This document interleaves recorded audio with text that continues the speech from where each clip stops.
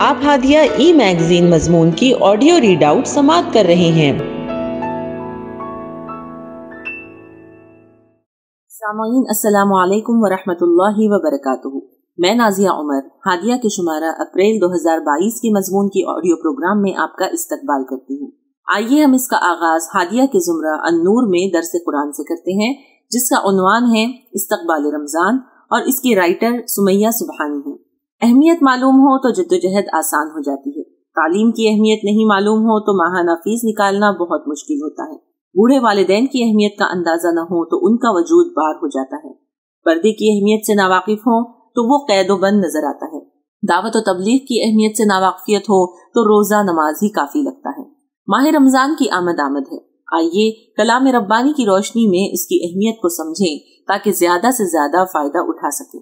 اعوذ باللہ من الشیطان الرجیم، بسم اللہ الرحمن الرحیم۔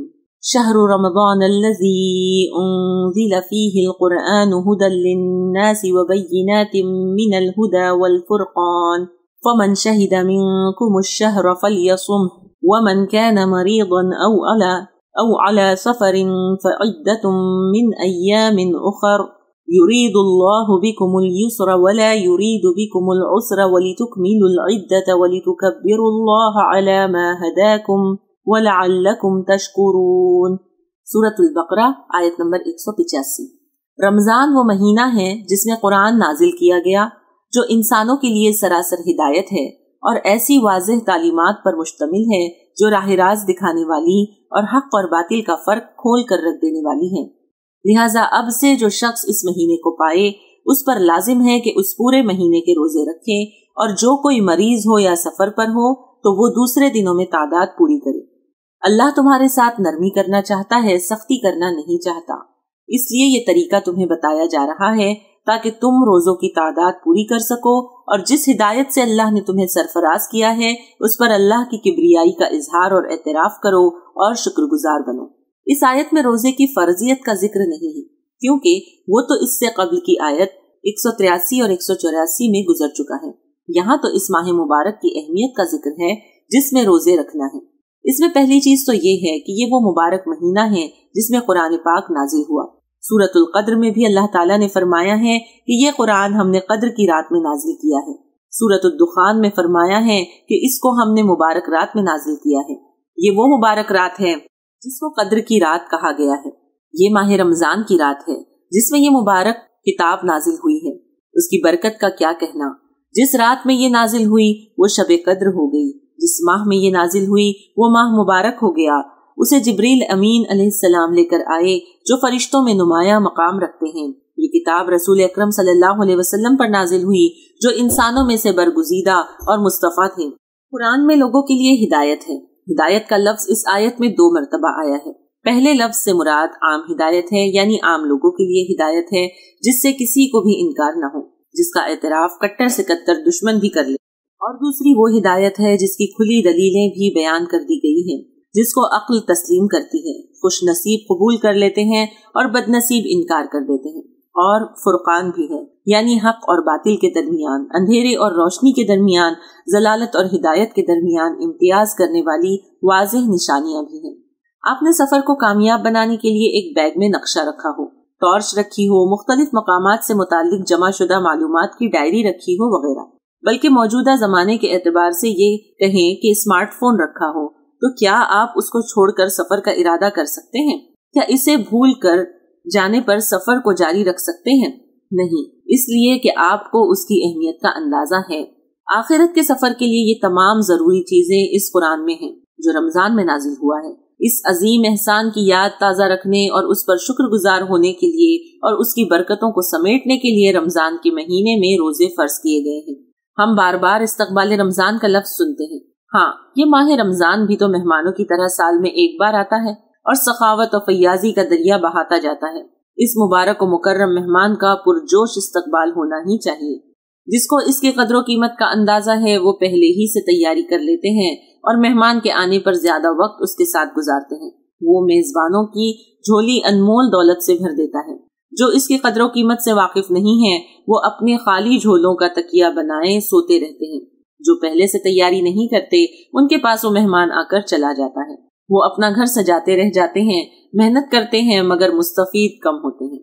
فمن شہد منکم الشہر، یعنی جو تیار ہو کر اس ماہ کا استقبال کرتا ہے وہ روزے رکھے۔ روزہ صرف پیٹ کا نہیں، پورے جسم کا، صرف حلال کا نہیں، حرام کردہ چیزوں کا بھی۔ ایسا نہ ہو کہ ایک گھونٹ پانی سے بھی خود کو محروم کر دے اور پھر فحش ویڈیو، فحش گانے اور چغلی، غیبت سے اپنا روزہ کھول لیں، بلکہ توڑ لیں۔ اس ماہ کو اس کے تقاضوں کے ساتھ پورا کریں۔ جو مریض یا مسافر ہے وہ کیا کرے؟ اللہ تعالیٰ بہت مہربان ہے، آپ کے لیے آسانی اور سہولت فراہم کرتا ہے۔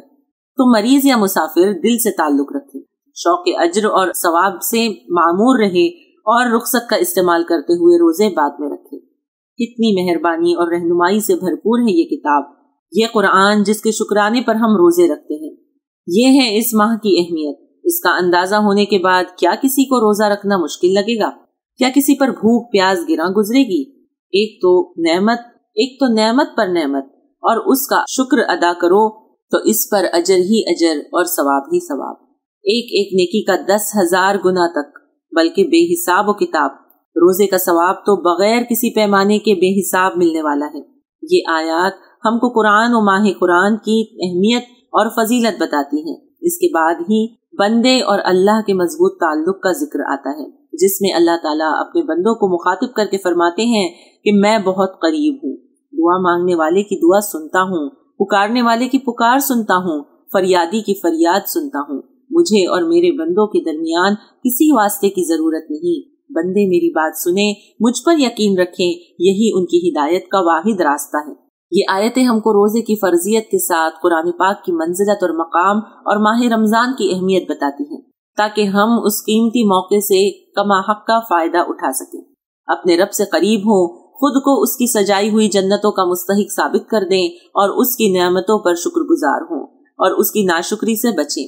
یہ مبارک مہینہ اب 1 سال بعد ہی نہ دوبارہ آئے گا، پتہ نہیں اس وقت مہلت عمر رہے نہ رہے، اس لیے اس سے زیادہ فائدہ اٹھائیں۔ اپنے آپ کو ابھی سے روزے اور تلاوت کا عادی بنائیں، کثرت سے تلاوت کریں تاکہ رمضان میں مشکل نہ لگے۔ عید کی خریداریاں اور صفائیاں رمضان المبارک سے پہلے کر لیں، آسان پکوان کی فہرست بنا کر تیار کر لیں، کچن میں بہت زیادہ وقت نہ لگائیں، دعوتوں کے بجائے کھانا پارسل کرنے کو ترجیح دیں۔ افطار کرانے کا ثواب بہت ہے، مگر دعوتوں کی شکل میں آپ کی تراویح، تہجد اور تلاوت متاثر نہ ہونے پائے۔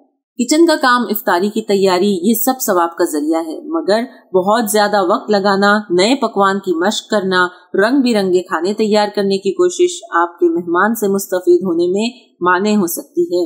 پھر کف افسوس نہ ملنا کہ میں تیاریوں میں مصروف تھی اور مہمان آ کر چلا بھی گیا۔ ہادیہ مضمون کی آڈیو سماعت کرنے کے لیے شکریہ۔ امید ہے کہ آپ کو پسند آیا ہوگا۔ ہمیں آپ کے مشورے کا انتظار رہے گا۔ اپنا مشورہ، تبصرہ اور مضامین editor@hadia.in پر ارسال کریں اور ہادیہ ای میگزین کے مضامین کو پڑھنے کے لیے ویب سائٹ www.hadia.in سبسکرائب کریں۔ انشاءاللہ ہم اگلے ہادیہ ای میگزین کے شمارے سے دلچسپ مضامین کی آڈیو لے کر حاضر ہوں گے۔ تب تک کے لیے اجازت، اللہ حافظ۔